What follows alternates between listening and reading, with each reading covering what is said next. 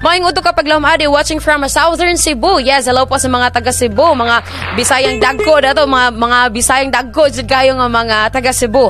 Matod pa niya, maayo pa ang switch sa imong phone kung ilong press nimo mo turn on. Pero ikaw wa jud ka move on. Oy, ngano man mga kapaglaom. God bless natong tanan og maayong udto. Ana siya mga kapaglaom. Kung nangita mo og tinuod nga gugma kang Kristo ra na ninyo makaplagan. Yes, of course, mga kapaglaom. Amen for that. Ayog salig sa gugma sa tao nga mopakyas ra sa imuha kay lisod na, no? Masakitan na rakab. And of course, now kapaglaom Vincent Gunida. Ang pag-ibig ko sa'yo ay parang taho, mabigat mang dalhin, isisigaw ko pa rin. Wow!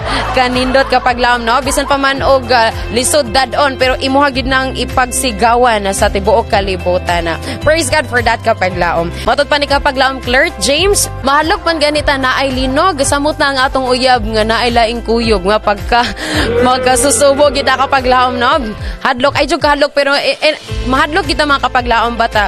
Sometimes kung naatay pagsalig or most of the time kung naatay pagsalig sa to mga partner, maginaingon pa gani mga kapaglaom nga, how can you say I love you when you don't even trust me? Matod pa sa Judges 16 verse 15. So if you really if you trust that someone nga imuhang gilove mga kapaglaom, dili ka mahadlok kung kinsa pa naihang kuyog ikabalo ka nga faithful siya sa imuha. Kapaglaom kapaglaom Pastor Sheen Solis de la Cruz. Wow, hello nga na kaniyong Pastor Sheen. Kumusta ang atong kahayag nga ginadala sa matag adlaw? Ayaw pud sige glaag nga bisan kinsa ra. Oy, sakto pud kapaglaom, no? Kay kung mulaag ka nya bisan kinsa ra pud imuhang kuyog, dili po na siya maayo. So choose someone or choose people nga imuhang magiging party sa imuhang life. You should be wise on choosing sa tawo nga magiging kauban nato or partner nato or magiging kauban po dato sa to ang paglaag kay base di ay imuhang gilaag lahi na.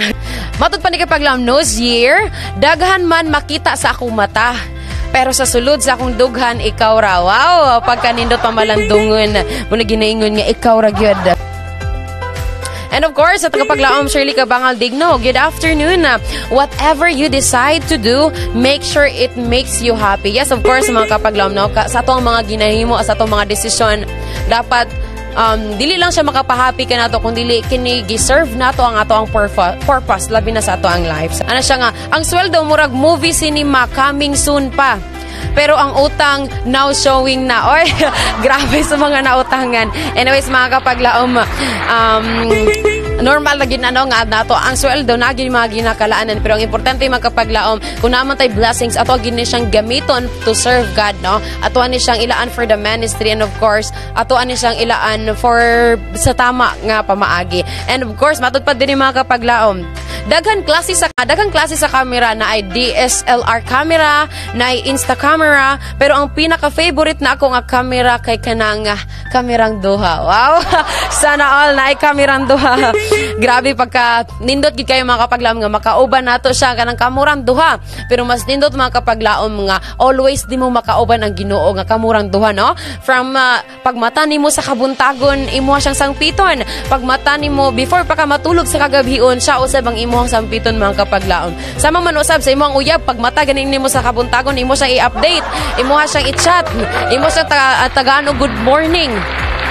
But before that mga kapaglaom, we should always seek God first before everything else mga kapaglaom, no? Before anything else sa to ang life. Kay every gising pagani is a blessing. That's why you are blessed na. Labi na kung naakay pinalangga agad sa tan og good morning. Mas okay na siguro yung friendship na may something kaysa relationship na parang nothing. Agoy pagka makasusubo.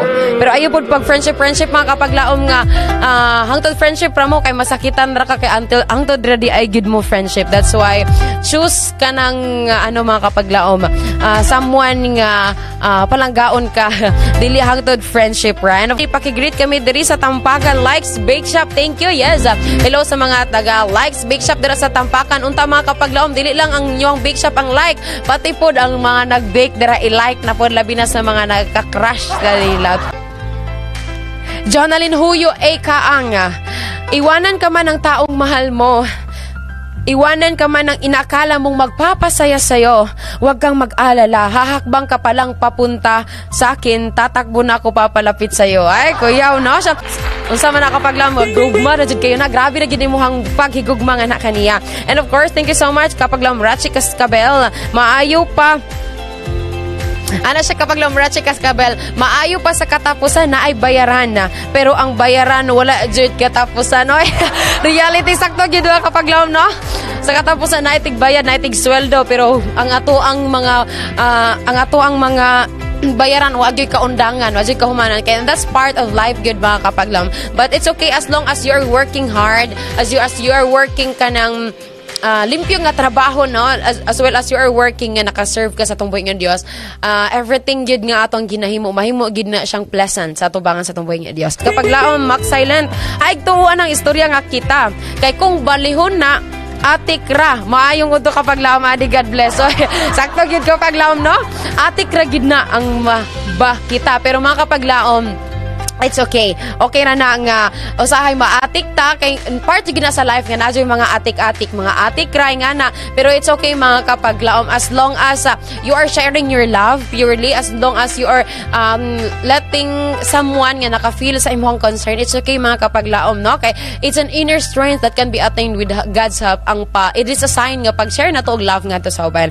Ang pinakamakasakit na goodbye ay yung hindi pa naririnig ng tenga mo pero nararamdaman ng puso mo. Agoy pagkasakita na kapag sakto gin mga kapaglam no kanang wala pa niya giingon nga namilit na siya pero kabalo ka nga muhawa na siya sa imong kinabuhi. That's why ang iban mga kapaglaom pag feel na nila nga murag kini manamilit na mo ano na lang sila mo una na lang sila ilahan na lang unahan para di na sila mas sakitan. Anyways, it's okay. Matud pa ni kapaglaom maula ginaba may pa ang weather updated pero ikaw dili jud kabalo mo update. Oy, sa mga wala na update dara mga kapaglaom i-update na ninyo kay na perting guula wa pa nila na update.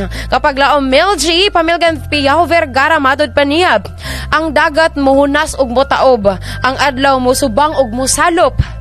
Ang panahon mag-usab-usab apan ang gugma nako diha nimo di gyud mo lubad. Wow, pagka nice kapag laom na mo ni nindot nga gugma. Sama mo sab sa gugma sa tumboy nga Dios nga ni kanato nga however sinful we are bisan pa man unsa ta kapakyas ug makasasala nga na kaniya apan na yang gugma nga ni kanato magapagbilin gayud sa walay katapusan. And we praise God for that mga kapaglaom. Kapaglaom Kyrie Quisido, ang pag-ibig parang Coca-Cola, minsan zero, minsan sakto. Pero pag ako nagmahal, ikaw lang mismo, wala nang kasalo. Wow, grabe.